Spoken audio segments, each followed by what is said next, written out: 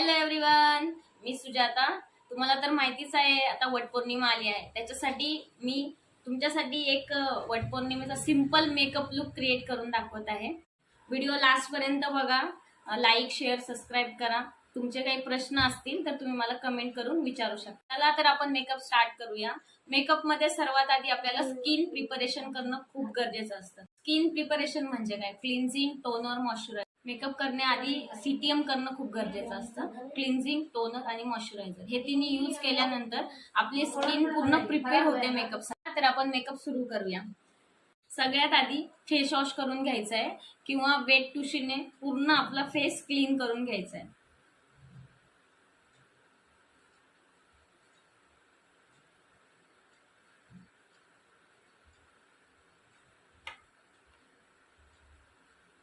फेसला clean केल्यानंतर हा प्लमचा toner आहे. तुम्ही तुमच्या स्किन अकॉर्डिंग कुठलाही टोनर यूज करू शकता. त्याला आपण आपल्या पूर्ण फेसवर स्प्रे करून घ्यायचंय.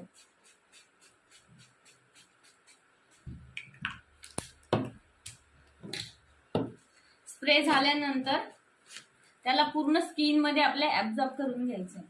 फेसवर टोनर स्प्रे वगैरे करून झाल्यावर तुम्ही मॉइश्चरायझर यूज करायला अजिबात विसरायचं नाहीये.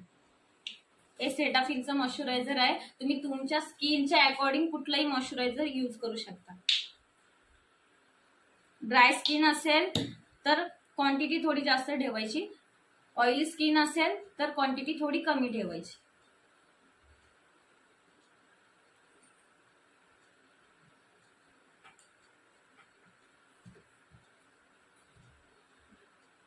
स्किन मॉइश्चरायझर झाल्यानंतर रिकोडचा प्रायमर आहे माझ्याकडे, मॅटिफाईंग प्रायमर. तो तुम्हाला यूज करायचा आहे. तुम्ही तुमच्या स्किनच्या अकॉर्डिंग कुठलाही प्रायमर यूज करू शकता. प्रायमरची क्वांटिटी थोडी कमी घ्यायची आहे, कारण तुम्ही जास्त प्रायमर घ्याल तर बेस व्यवस्थित बसत नाही आणि विदाऊट प्रायमर कधीही मेकअप करायचा नाही.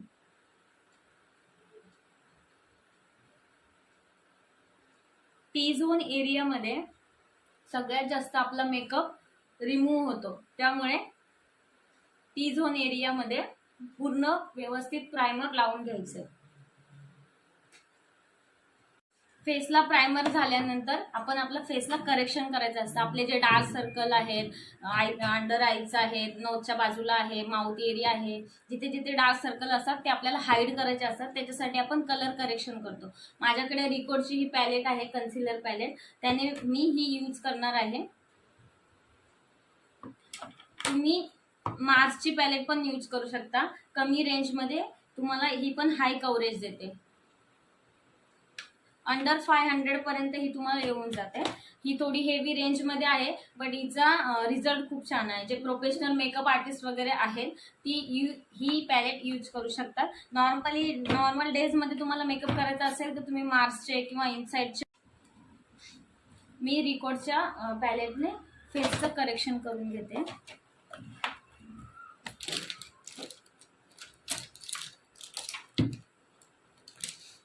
हा बेलीचा ब्रश आहे.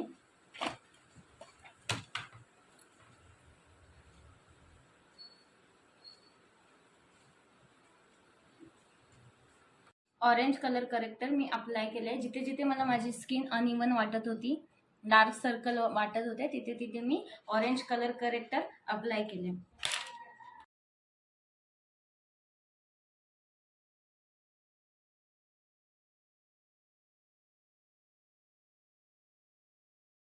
ऑरेंज कलर करेक्टरला मी व्यवस्थित ब्लेंड करून घेतला आहे. आता त्याच्यावर मी पीच कलरचा एक कलर करेक्टर यूज करणार आहे. ऑरेंज कलर करेक्टरवर जर आपण डायरेक्टली फाउंडेशन अप्लाय केलं तर तुमचं फाउंडेशन ग्रे किंवा ब्लॅक होऊ शकतं. त्याच्यामुळे कुठलाही तुमच्या स्किन टोनचा शेड घेऊन पण तुम्ही कलर जो ऑरेंज कलर आहे त्याला कट करू शकता.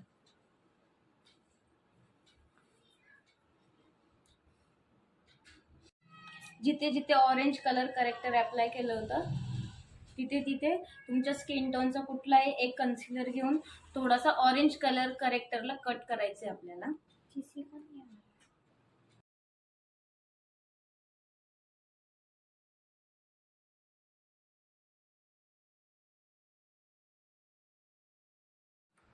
कलर करेक्शन नंतर मी इथे रिकोडचा फाउंडेशन यूज करत आहे.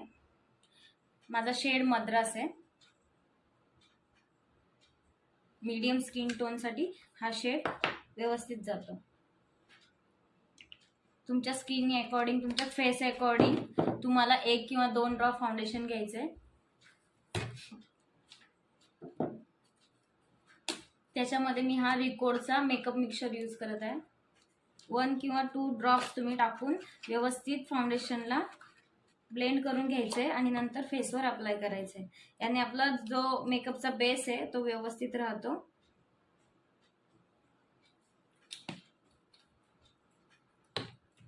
दोन ड्रॉप मी याच्यामध्ये टाकले आणि व्यवस्थित फाउंडेशनला मी पॅलेट वरती ब्लेंड करून घेते. नंतर मी व्यवस्थित फाउंडेशनला ब्रशच्या मदतीने फेसवर अप्लाय करून घेते.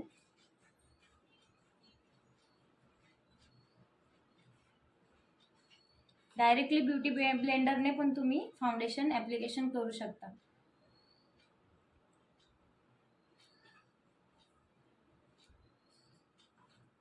फाउंडेशन पूर्ण नेकवर पण अप्लाय करून घ्यायचं आहे, नाहीतर तुमचा फेस आणि नेक दोन्ही वेगवेगळे. फाउंडेशन ऍप्लिकेशन नंतर आपले जे अंडर आईज आहे, नोज आहे, लिप्सच्या इथला एरिया आहे त्याला आपल्याला हायलाइट करायचं आहे. तुम्ही कुठलाही तुमच्या स्किनपेक्षा एक शेड ब्राईट घेऊन जे आपले हे पॉइंट असतात त्याला हायलाइट करू शकता.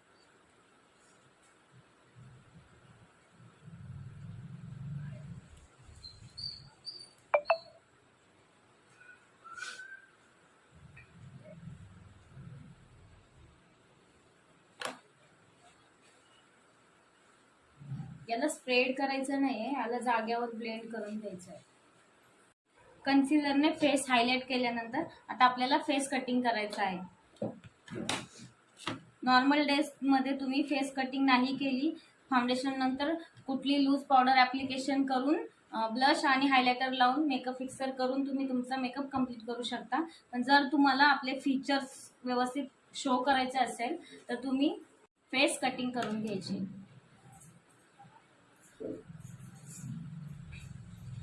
तुम्ही पावडर कंटूर पण करू शकता. मी ही क्रीम कंटूर करते.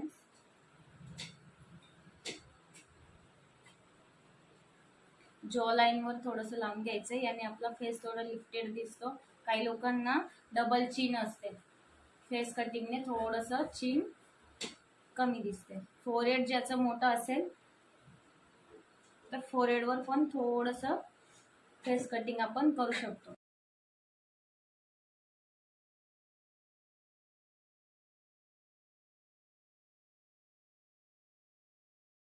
फेस कटिंग नंतर आपल्याला कुठली एक लूज पावडर घेऊन आपला जो मेकअपचा बेस आहे त्याला आपल्याला सेट करायचं आहे. माझ्याकडे ही रिकोडची पावडर आहे, तिने मी सेट करत आहे.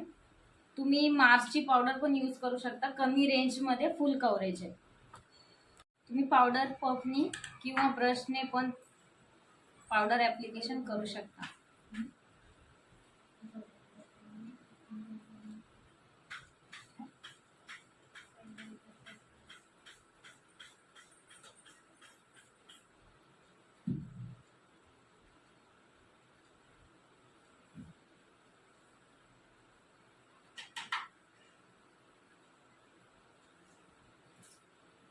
व्यवस्थित आपले कान, नेक सगळ्यावर आपल्याला अप्लाय करून घ्यायचंय.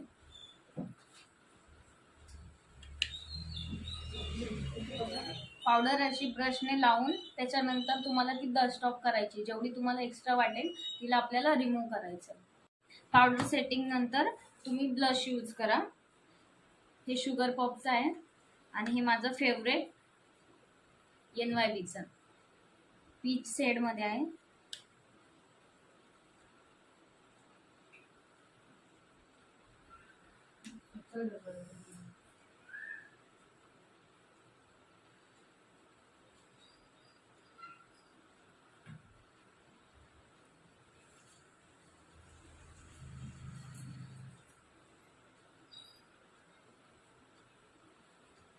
व्हिडिओमध्ये जरी तुम्हाला जास्त वाटत असेल बट ते एवढं जास्त नाही आहे.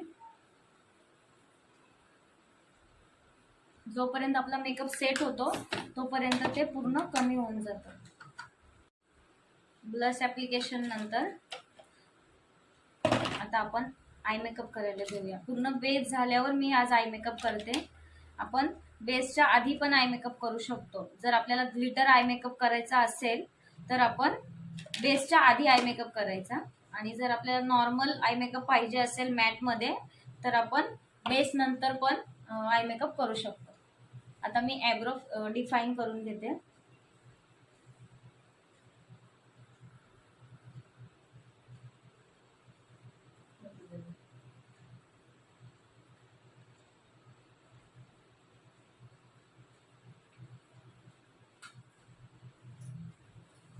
आयब्रो डिफाईन करायला मी मारी चोकची पॅलेट घेतली आहे.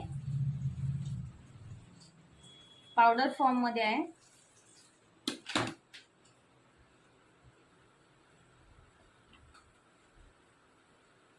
तुम्ही ब्राऊन कलरच्या जेल लायनरने पण आपले आयब्रो व्यवस्थित डिफाईन करू शकता. आयब्रो जर लाईट असेल तर आपण जेल लायनरने डिफाईन करतो, आणि जर आपली आयब्रो डार्क असेल तर पावडरने पण सेट केली तर चालते.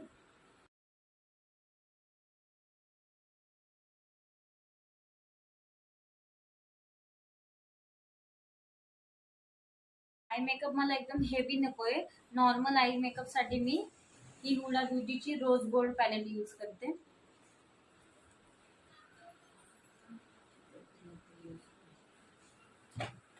यातून मी हा पिंक शेड घेतलाय.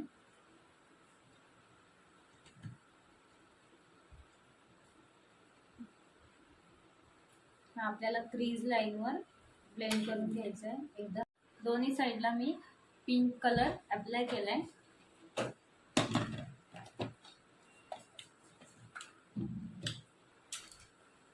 त्यानंतर हा थोडासा पर्पल शेड घेतलीये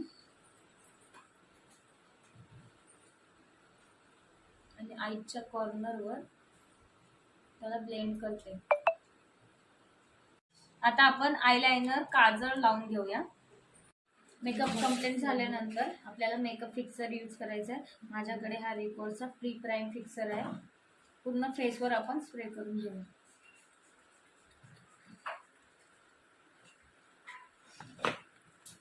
हाय गाइस, हाय आपला फायनल लुक.